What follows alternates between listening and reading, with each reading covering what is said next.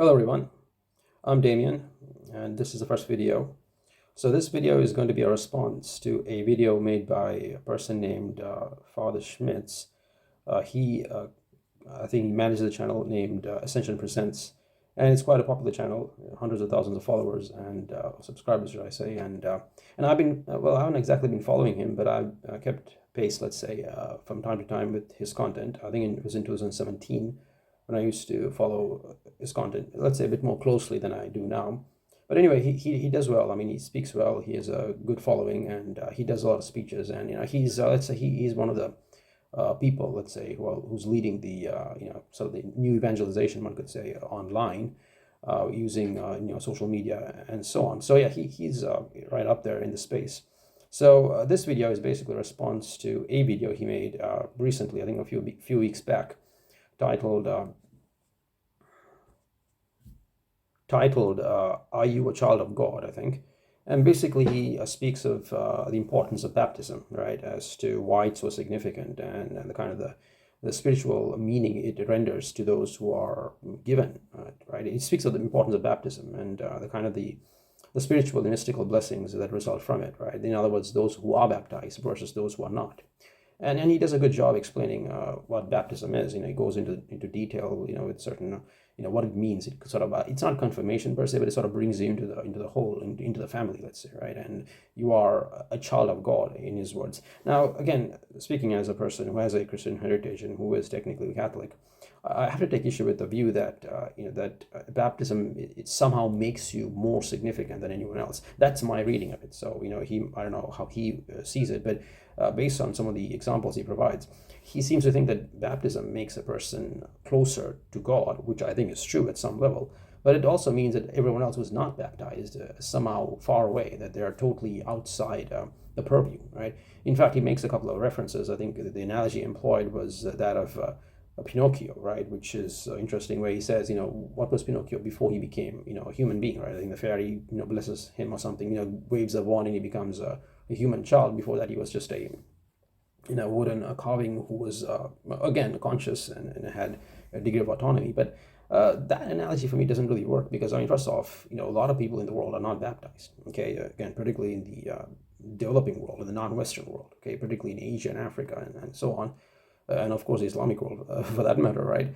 And you cannot say that they're not part of God's family, right? That for me doesn't really follow. No doubt, baptism does render a certain kind of significance. It does make a person closer, one could say, to the divine. And again, I can say this as a baptized person. I affirm it in principle, but you cannot discount the fact that people who are not baptized are also not God's children.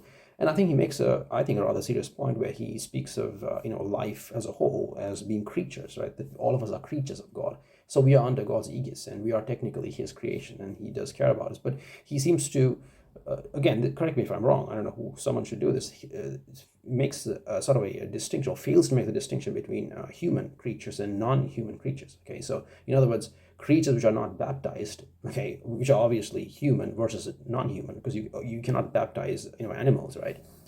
Can you say that humans who are not baptized and animals who are, well, animals really, are they of the same category, right? Are they in the same group? Is that a legitimate comparison? Okay, so there's a categorical issue here. Now, I think a categorical error, in my opinion, not to mention a sort of moral simplification. I think if one is to take it that far, and I don't want to draw conclusions. I don't want to get judgmental. Of course, he's a Catholic priest. He's well trained. He's educated. He knows his stuff.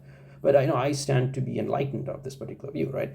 Is baptism a precondition to be considered a child of God? Okay, that I think is an open-ended question in my view. As far as I can see, that is not the case. Frankly, anyone who's a human being is a child of God. Okay. Now he, of course, provides references about how we become God's family, and he speaks about forgiveness. Although it's a bit simplistic in my view. Maybe we can delve into that deeper later on. But the idea that forgiveness and whatever other benefits that result from baptism can be reduced to the act itself. Okay, that is the process or the sacrament of baptism. Right, where you go to church, I think on the 8th day, the priest blesses you, pours holy water. There's a prayer, and you've been through it. If you're from the Catholic world, you know what I'm talking about. Of course, I don't remember. I got pictures, but the point is that what happens to those who have not been a part of that? Okay, are they excluded? Are they not part of God's family in that sense? And this is a very serious point, I think, especially those who are Muslims, who are Jewish, Hindu, anyone really. And the critical point, I think, again, this is my interpretation anyway, is that to be a child of God, okay, you need to manifest God-like qualities, okay, which, as far as I can see, are fundamentally human, okay. As human beings, we have good attributes, okay, which are technically divine in character, okay. In other words, our capacity to love, our capacity to forgive, our capacity to accept, our willingness to do good, okay, to help, to care, to share, all these things manifest God's goodness, okay. And anyone, frankly, can do it, provided that they have the right mindset, they adopt the right values, they embrace the right principles. And being a Christian or being baptized, this is not a precondition, okay?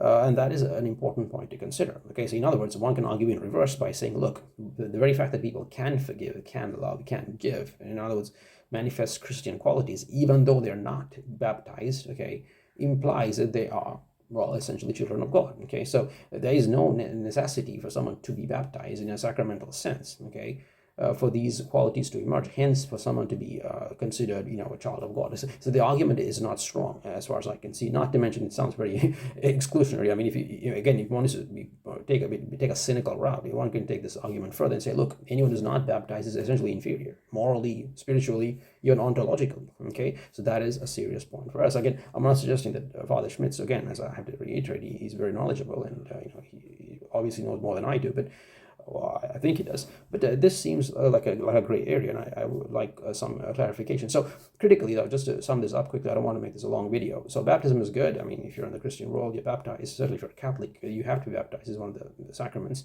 but it doesn't make you special. Okay, I mean, the argument works in reverse. I mean, the fact is, people who are baptized can do horrible things, right? I mean, I don't want to bring up examples here, but again, we know bad people like Stalin, for example. He was in a he wanted to become a priest. I'm not sure he was baptized. Maybe he was of the Eastern Orthodox tradition, but he certainly was raised in a Christian world, and he had some kind of baptism. I'm presuming in the Eastern Orthodox tradition. Well, I'm not sure he was a Catholic, but anyway, people do your research. But the fact is, being a child of God vis-a-vis baptism does not preclude or does not negate the danger of evil. For us, that is for us to act in an inhuman way. Okay. In the same time, those who are not baptized can also act in a very humane way. Can be good, can be or function like children of God. So the idea of baptism being some special thing that magically or metaphysically transforms you, it doesn't hold. And frankly, I think the Pinocchio analogy is a pretty bad one. Pinocchio was a wooden stick figure which was conscious. There's some degree of autonomy there, but his transition to a human being, that analogy cannot be used for you to real people. Okay, at the end of the day, I mean, a guy from say North America was Christian, and a guy from Pakistan who's Muslim, they're pretty much the same people. Being of a different religion doesn't really change much. It does change things, don't get me wrong, but what matters more is the value system and the principles and the way they choose to live. That is something for you to consider. So this is my response to Father Mike Schmitz and his teachings about baptism and the child of God thing. I think he's wrong, it seems, based on my reading of that short video. I'd like to hear a response. I don't know if it'll happen, but this is Damian signing out. So see you guys later.